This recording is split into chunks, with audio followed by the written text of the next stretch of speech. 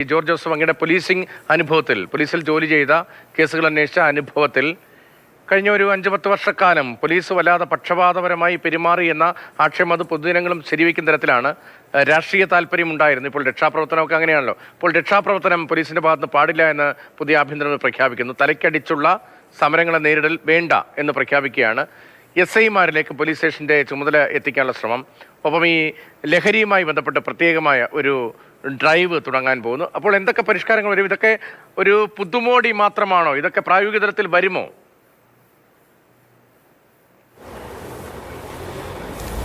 എൻ്റെ അഭിപ്രായത്തിൽ ഇത് പ്രായോഗിക തലത്തിൽ വരും. കാരണം മുഖ്യമന്ത്രി വളരെ സ്ട്രോങ് ആണ്, ആഭ്യന്തരമന്ത്രിയും വളരെ സ്ട്രോങ് ആണ്. അദ്ദേഹം നേരത്തെ ആഭ്യന്തരമന്ത്രി ആയിരുന്ന സന്ദർഭത്തിൽ ഞാൻ തുടക്കത്തിൽ തുടങ്ങി വെച്ചതാണ് കുബേരയുടെ ഒരു ഇഷ്യൂ. അത് ട്രിവാൻഡ്രം റൂറൽ ഒരു വീട് പൊളിച്ചു, പലിശക്കെടുത്തവരുടെ വീട് പൊളിച്ചു കൊണ്ടുപോയി. അതാണ് കുബേരയുടെ തുടക്കം. അതിനുശേഷമാണ് അത് വളരെ ശക്തമായിട്ട് നടപടിയെടുക്കാൻ പോലീസ് തുടങ്ങിയത്. കാരണം പലിശയ്ക്ക് പൈസ എടുത്തിട്ട് പണം കൊടുക്കാതെ വരുമ്പം അവരുടെ വീട്ടിലെ സാധനങ്ങൾ എടുത്തുകൊണ്ട് പോവുക, അവരുടെ വീട് പൊളിച്ചുകൊണ്ടേ പോവുക, അങ്ങനൊരു സംഭവം ഉണ്ടായി. അതെന്തായാലും അതിനുശേഷം കുബേര വളരെ പോപ്പുലറായി, വളരെയധികം ആൾക്കാർക്ക് ഗുണം ചെയ്തു. 2-3-4 പേര് എന്നെ വന്ന് കാണുകയും ചെയ്യും. ലേഡീസാണ് അവർ തിരുവനന്തപുരത്ത് ഈ പലിശക്കാർ വാങ്ങിച്ചിട്ട് അവരുടെ കെട്ടിടങ്ങൾ മുഴുവൻ അവർ പിടിച്ചെടുത്തുകൊണ്ട് പോയി. ഞാനൊരു തിരുത്തൽ വരുത്തുകയാണ്. കേരളത്തിന്റെ ഗ്രാമീണ മേഖലയാകെ വട്ടിപ്പലിശക്കാരെ കൊണ്ട് നിറഞ്ഞു നിൽക്കുകയായിരുന്നു. കടബാധ്യത കൊണ്ട് ബ്ലേഡിൽപ്പെട്ട് ആത്മഹത്യ ചെയ്യുന്ന നിരവധി ആളുകളുണ്ടായിരുന്നു. അവയ്ക്കാകെ ശാശ്വതമായ ഒരു പരിഹാരം ഉണ്ടായി എന്ന് പറയും. ഇപ്പോൾ ഗ്രാമീണ മേഖലയിലേക്ക് 5 രൂപ പലിശ അല്ലെങ്കിൽ 10 രൂപ പലിശ, വട്ടിപ്പലിശ, അല്ലെങ്കിൽ 1000 രൂപ ചോദിച്ചാൽ 850 രൂപ കൊടുക്കുക. ഒരു പറയുന്ന ദിവസം എല്ലാ ദിവസവും പിരിവ്, റോൾ എന്ന പേരിൽ എല്ലാ ദിവസവും പിരിവ്, അത് 1000-1200 രൂപ തിരികെ കൊടുക്കുക. അങ്ങനെ ആ വട്ടിപ്പലിശ, കൊള്ളപ്പലിശ അത് പരിപൂർണമായി നിന്നില്ലേ? ഇപ്പോൾ പല ബാങ്കുകളുടെയും ഒക്കെ ബ്ലേഡ് അവിടെ നിൽക്കുന്നുണ്ടെങ്കിലും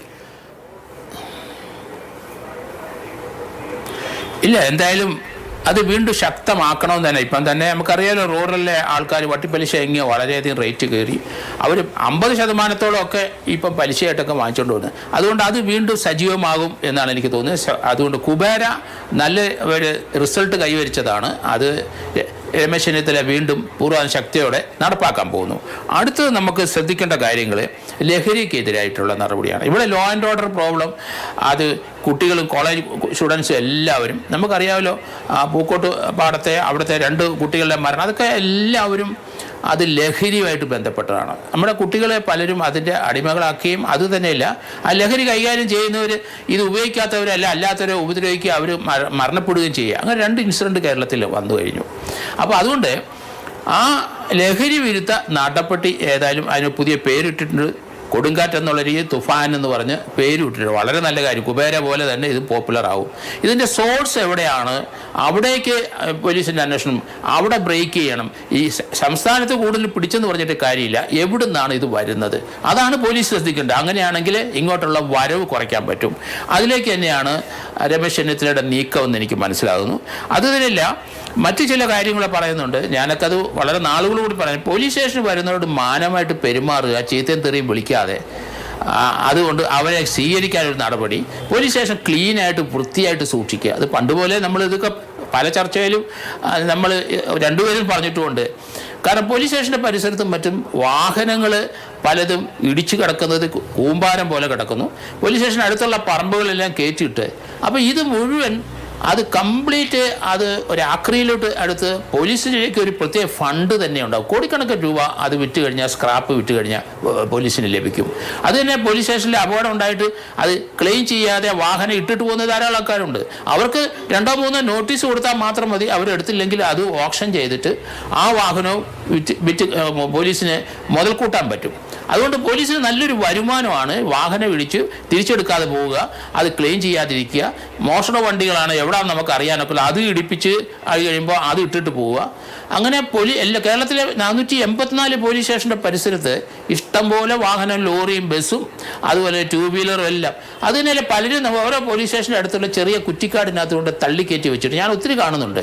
2 വീലറും ഉണ്ട്, കാറും ഉണ്ട്. പഴയ അംബാസഡർ കാറും കിടപ്പുണ്ട്.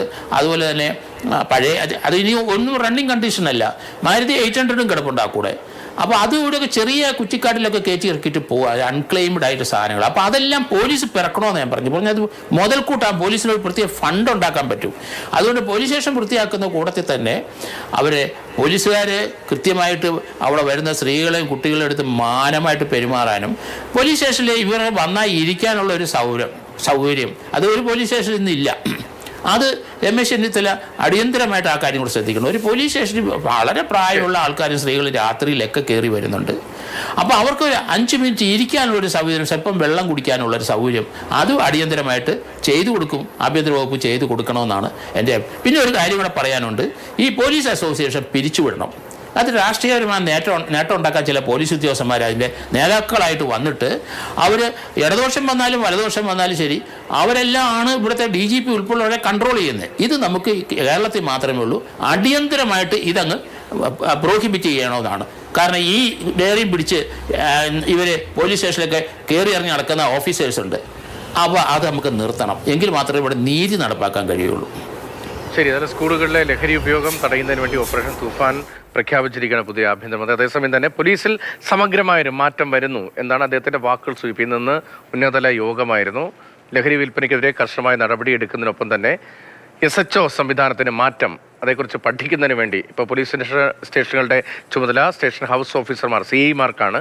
എന്നാൽ അത് നേരത്തെ ഉണ്ടായ നിലയിൽ SI-മാരെ തന്നെ ഏൽപ്പിക്കുന്ന തരത്തിൽ പുനഃക്രമീകരണം ആലോചിക്കുന്നു. അതേക്കുറിച്ച് പഠിക്കാൻ വേണ്ടിയാണ് ഇപ്പോൾ ഒരു സംവിധാനം ഏർപ്പെടുത്തിയിരിക്കുന്നത്. അതടക്കം പോലീസിലെ സിലബസ് പരിഷ്കരിക്കുന്നത് അടക്കമുള്ള കാര്യങ്ങളെക്കുറിച്ചാണ് രമേശ് ചെന്നിത്തല പറയുന്നത്. എന്തായാലും ഓപ്പറേഷൻ കുബേരയുടെ മാതൃകയിൽ മുന്നോട്ട് പോകാൻ കഴിയുമോ പ്രഖ്യാപിക്കപ്പെട്ടിരിക്കുന്ന ഈ പുതിയ പദ്ധതിക്കും എന്തടക്കം ഇനി വരുന്ന ദിവസങ്ങളിൽ ചർച്ച ചെയ്യപ്പെടേണ്ടതുണ്ട്.